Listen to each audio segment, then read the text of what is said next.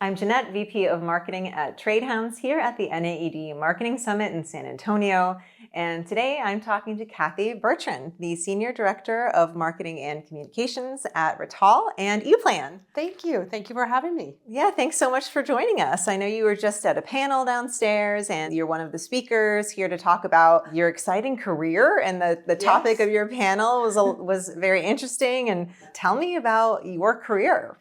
Well, it's a crazy career, that's for sure. It's not traditional marketing. I started out going to college. I left New Jersey and went down to Atlanta, and I knew mathematics. I was good at that in high school, and I didn't know what I wanted to do when I grew up. And I decided to go with math, and I had a dean of the mathematics department at Kennesaw State University where I went, and he asked me if, because I thought I'd be a teacher. And he's like, well, did you ever think about the business world? And, my starry eyes back then was like, yeah, I would love that. And he's like, well, why don't you do pure math? You'll get taken more serious in the business world. And you could always fall back and get your baccalaureate if you wanted to go teach. So I was like, sure. So I graduated with a math degree. Still didn't know what I wanted to do, but I thought maybe actual science and actuaries, which work for insurance companies for the most part. So I started as a data girl. I was an auditor and I worked for the insurance commissioners in the South. So I started being an auditor. And the funny thing is, with my personality and kind of just my presence, and it's interesting because this was in the mid 90s where internet was just coming on, tools like Excel and Word and Microsoft Office, they weren't really there yet. And I was really working a lot with older individuals who had these big accounting spreadsheets and they would like fill out everything. So from an innovation perspective, I really was there at that transition of going from written paper and pen to electronics and digital. And I could remember the guys calling me a crusader. So with that, I did that career for a good while, 11 years, and then 9/11 happened. So we all know we were where we were when 9/11 happened, and it was pivotal for me. I was pregnant with my first daughter, and the job as an auditor, I traveled all the time. So really was looking for. I actually went in to see Commissioner Oxendine and asked him, can you use me in-house? And he's like, well, I really need you in-house. But it was a completely different pay and all the things. And I was like, I don't know if that's really the right thing for me. And then 9/11 happened. And not only did the world change, but my father passed away. He had cancer, but he had passed away that morning, 2:00 in the morning in New Jersey. So I actually flew into New York at 8:35 in the morning. So I actually have pictures of the towers, and it was pretty profound. And I was pregnant with my first baby and 7 months and all the things. So yeah, it was pretty profound. And I say this not to be dramatic, but really about how these global worldly things can impact you in your career. Because I didn't want to get on another plane, and no less than, I wanted to be with my baby. So I took Commissioner Oxendine's advice and I went inside and I became a financial analyst, and I was then helping with the audits. I was just the person receiving them versus the one doing them. And then I went to a recruiter for me to be placed. And I had, over those 11 years or so, I grew into IT audit, and it was Y2K. So Y2K was a big, the planes were going to fall out of the sky and all of the things were going to happen. And we proved that didn't happen, but it was all about data and that sort of thing. So I thought that I would be a director of IT or something along those lines. And then when I went to see the recruiter, he was like, you've got such a sales acumen. And I was like, yeah, I could probably sell ice cubes to Eskimos. And then he basically convinced me to try recruiting. And, I didn't really know what a recruiter was. I had never really interacted with a recruiter. So I went in and it was all sales. It was 100% commission and it was all sales. And shortly thereafter, I was on the top of the leaderboard, and it was a national company called Hudson. But I didn't really appreciate or like the stigmatism when it came to recruiting. Basically selling, but you're selling people, and people are very dynamic, and they're not a widget. You can't just put it on a table and say, this is what you're gonna get. So one of my customers was IHG, Intercontinental Hotels Group, and they were looking for somebody in that consultative to really help the C-level and VP level hire that middle management and higher. And it was IHG, it was Intercontinental Hotels Group, which is kind of ironic because here we sit in an Intercontinental Hotel, a lovely one in fact. And so I said yes. So I went in, and this was 2000, I want to say it was 2007 when that happened. And then shortly thereafter, 2008, 2009, when the recession happened, and recruiting, who's going to hire? And this is what I just said in the conference, because they asked what were the most profound things that happened to you in your career. And the 9/11 thing was one, but this, I found myself turning 40, and it was summer of 2009, and I lost my job, and I got pregnant. Yeah, so you have to kind of like look up and say, okay, this is your plan and my journey, but I'm on it. And had somebody said to me, no less, that in 10 years you would be on the top of your career managing or directing, marketing and in a global company, I would have told them they were nuts, And the coincidental thing is you live your career, and there's these breadcrumbs, if you will. So when I was the auditor, I did market conduct exams, and that was evaluating insurance companies' marketing behaviors and how it related to the law. And so we had to audit that. So early on, I was involved in marketing, never really knew it, but I was involved in marketing. And then when I was at IHG, it's interesting because there was a EVP, Steve Sickle, who was the head of marketing. He wasn't CMO, but he might as well have been. And I had to hire all of these VP level positions for IHG, and all of the content that he would share with me that I had to articulate and find the right candidates. I was always so intrigued by it. It was like, wow, that really sounds like a great job. So fast forward, so I had Logan, my beautiful son, who's now 15 years old, and thank God and thank the world that he is here with us.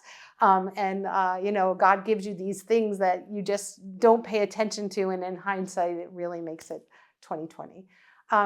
So I met with a friend who was working for a company called Ventix, which was an acquisition by ABB, and it was software, and I had no idea what she did. And so we were going to brunch, as girls do, and she was like, well, Cathy, what do you want to do? And I was like, I think I just want to sell software. I want to sell that widget, And she's like, you should come and work for us.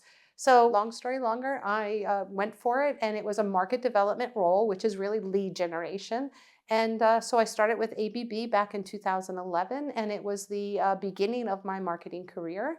And this is where you can't let any experience or anything in your career get you down, because at that time, when I was 40, I was more of a jack of all trades, and I was like, no, I didn't have a specialty, right? So I was smart, I was resourceful, but I didn't have that specialty that when you looked for a job, it was always like, what are your skills? So I was lucky enough to get in at the ground floor, and it was a ground floor level. I stepped back quite a bit in my career, but I went for it. And it was interesting because it was a time where it was a merger and acquisition, and there was a lot of change at the C-suite. And I learned the products. And it was in industrial utilities and mining and infrastructure, if you will, asset management, that sort of thing, outage management, really cool stuff. And I learned the portfolio because me and one other gal, we had the whole Americas. So all the calls, all the leads from campaigns and from trade shows, they all came into us. And we literally were cold calling and talking to the customers and potential customers. So first impression, it mattered. So I learned the portfolio, and then the marketing team, it actually expanded to like 75, 80 people globally around the world for it to collapse to 12 of us. And when you think about that, and you think about the work that was being done by 80 individuals and 12 of us left, what opportunity. And you think about, sometimes you think, oh my God, why was I left? Why didn't they lay me off? But they didn't. And I think that is where the opportunity really came. And I was able, I already had a lot of skills and maturity. So I leaned into that, and they gave me more and more responsibility. And I had a great career and a great run, 13 years at ABB. And with there, I was in power grids, and then Hitachi bought out the power grids division or business unit from ABB. And I moved over to robotics, which was an amazing, fun experience. I mean, what can be cooler than robotics? And did some really fun projects there. And then my kids, there's 7 years between my youngest and the two older ones. So there was an opportunity where I could go across the pond and go to Helsinki and lead global marketing for Drive Products, which is a very great business. And their boxes, I don't know if you know about motors and drives, but they're very industrial, but there's little drives, there's giant drives. And I learned a whole new product line and all the industries that they served. And then I was there for 2 years, and then there was a redundancy and that sort of thing. So I decided to play my cards and come back to the US. And that is when Rittal and ePlan found me. And now I have a team of almost 20 people, growing the team and really modernizing and looking at this electrical industry. We sell, Rittal is cabinets, steel cabinets, for lack of better words. They're a lot more savvy and cooler than that. And then ePlan is the software, the digital twin software that actually places all of the components and wiring within those boxes. For not only Rittal, they're also agnostic, so they can accommodate our competitors as much as they can Rittal. So, but it's better with ePlan and Rittal. I really appreciate how you were able to transfer a lot of the skills that you learned earlier in your career and how relevant those end up being in a marketing career. Yes. Especially in this industry, distribution and manufacturing, there is a big job shortage. We talk a lot about the skilled trades job shortage, which is a huge topic for our app Trade Hounds. We talk a lot about that because it affects everybody's lives in that world, but also in distribution and manufacturing. There's a need for more people. And so I think it's so inspiring that you can transfer things that you did at previous careers and make it really relevant in a marketing career. And that's something my team as well, we come from different backgrounds. I was a journalist, and we have other journalists on the team as well that can really use a lot of what they did before, and it's so relevant in marketing. It really is. It's incredible. Yeah, it's really amazing, and maybe gives your story, hopefully will give people a little bit of motivation to maybe make that leap into manufacturing or distribution for that matter. And so do you have any advice for people who are maybe considering applying at a company like yours? Maybe they don't have marketing on the resume all the way from the very beginning. So what do you have to share from your experience, also as a recruiter, for people who are maybe not considering this industry but maybe should? Yeah. Well, I think that you never know what tomorrow will bring, and you need to look at what are your strengths, right? I mean, I believe that I'm a strong communicator, and no matter where I was, I had to be a good communicator. So when you think about marketing, and what I have found from a marketing perspective is that it's really about talking to people. No matter what industry you're in, marketing is talking people to people. So I'm a big advocate, or a big user, if you will, of social media. I love TikTok, and it's interesting to really see my personality come out in these apps that they know me now, right? And where my interests are, because I love to cook, and everyone who ever tastes anything I cook, they're like, well, why aren't you in the restaurant business? I'm like, well, it's a big risk being in the restaurant business. So I think that no matter what industry you're in, there are risks. But if you can lean into those risks and look at them as opportunities, I think it could go a long way.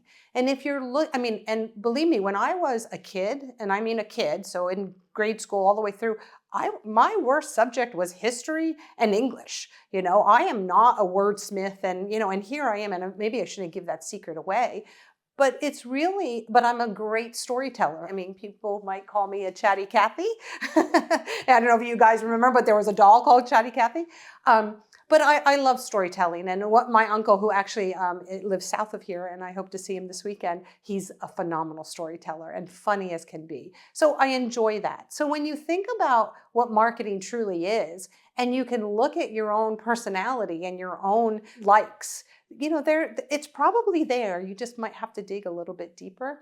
And as far as getting the opportunity, I think that's hard, and like not to be discouraged. I think when you hit rock bottom, there really is no risk. So it's like you're open. And I think that's, the trials and tribulations that life present to yourself. You just kind of have to like take them and look at yourself in the mirror, which I've done quite a lot. And, what do you want, and go for it. And I think too, one of the benefits of innovation is that now you don't necessarily have to, like, if maybe you're not great at English, but you're a great storyteller, well, great, there's ChatGPT or there's different AI tools that can help you and really have become a big part of the conversations we're having this week. Yes. Let's talk about like AI and maybe some of Yes. this emerging technology. How's that affecting you? Yeah, I really think that it has speed, is really the speed to be able to accomplish things is just exponentially taking off. It's interesting because I think the big elephant in the room as people talk about AI, especially as marketers, journalists, writers, creative people, that's what they do. And then here comes this tool, because that's what really AI is. It's a tool that is kind of, nudging its way in. But at the end of the day, it's a machine, it's machine learning, and, it's predictive. So there really has to be the human element behind it. But I'm embracing it, because my feeling is rather than start with a blank canvas or a blank sheet of paper, how wonderful is it to be able to talk to your phone and tell it to act as, a CMO of an industrial automation company. And this is my goal, and this is what I need. And what do you think? And do. And it's not short stuff. It's do. And then as a marketer, and really understanding your customer or your salespeople or your channel partners, what is the audience? You really can hone in on what it delivers. Not just because it spits out an answer doesn't mean you have to use it, right? And that is where the humanistic piece of it and the people part of it really come in. And you've got to be a good marketer, and I think being a good marketer really means that you can talk to people, right? And be able to translate the effectiveness of your product into what they either worry about or what they need or what they don't even know they need, and how to translate that into that voice of that customer so that you're relevant to them. Talk to us a little bit about how you're using those skills in your role at Rittal and ePlan. I think leadership is a big component of the role I'm in today. And I think that in order to be a leader, you really need to be courageous and brave, because you'll get no all day long. And and Carla Johnson, who I believe that's her name, was our keynote speaker. And she was really talking about, wearing different hats and putting different hats on to look at problems and going down a rabbit hole. It really resonates, because you need to be everything to everybody, right? You need to position your message to everybody who has a skin in the game of what your products deliver, right? And that's in today's world, that's almost impossible. So, I think leadership and being able to recognize and diversify what we've always done to what we should be doing or what we could be doing, and being those pioneers to push it and try different things. I don't think industrial automation or electrical engineering is so much around TikTok or, maybe Reddit. So these different, let's say, mediums, I think, or media, social media outlets, I think there's a place and a time for all of them. And because our target audiences are consuming information in all different places, you have to be diligent about spreading yourself to where you're going to get the impact. And that can be in so many different places. So really just looking at it from a singular LinkedIn. I do appreciate LinkedIn because no other source allows people to tell you who they are, what they do, for whom they do it, and their title and their job function. This is where we comfortably put out all that information. So I think it's that intelligence that you as a marketer lean into and data science it all, but then realize that it's only one channel and you really need to use that information. And how do you use tentacles to get out to all the other plethora of other channels to be able to communicate and get your message out there?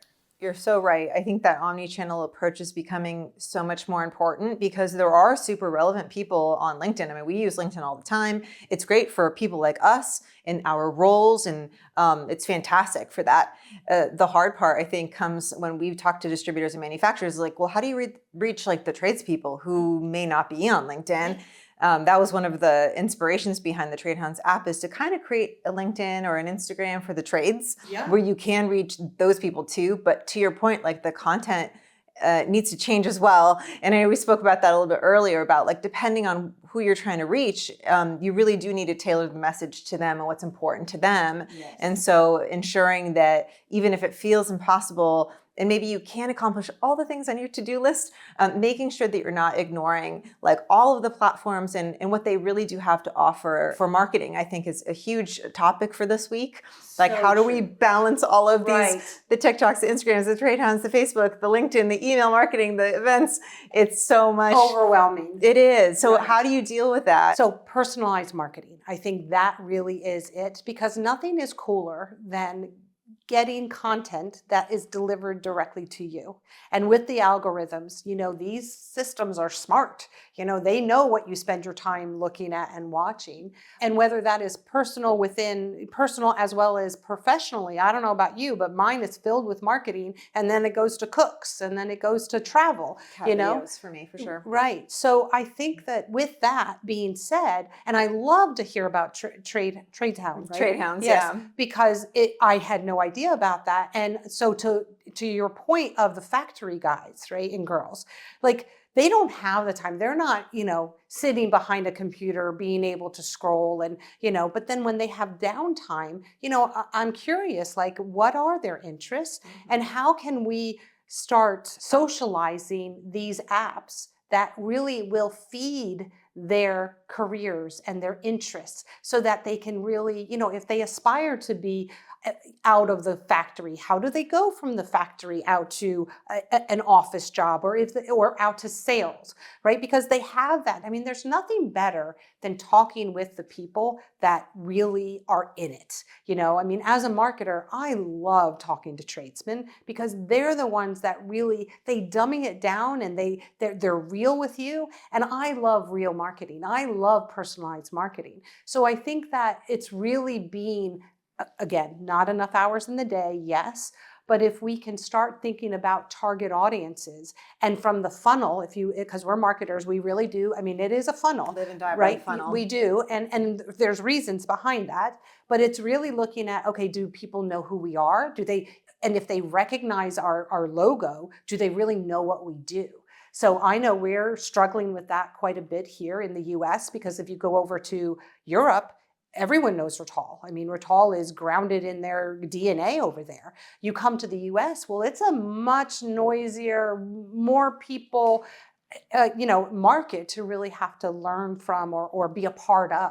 So how do you break through that noise? And it's really about eyeballs, right? It's about eyeballs on your message, and that your message is relevant to them and their business. So when you think about it that way, and you look at your business and you look at who is interested, how do you really define those personas and the value propositions kind of on a personal basis? And then how do you quantify that the dollars make sense to invest in this, let's say, this arena, right? Or this target audience.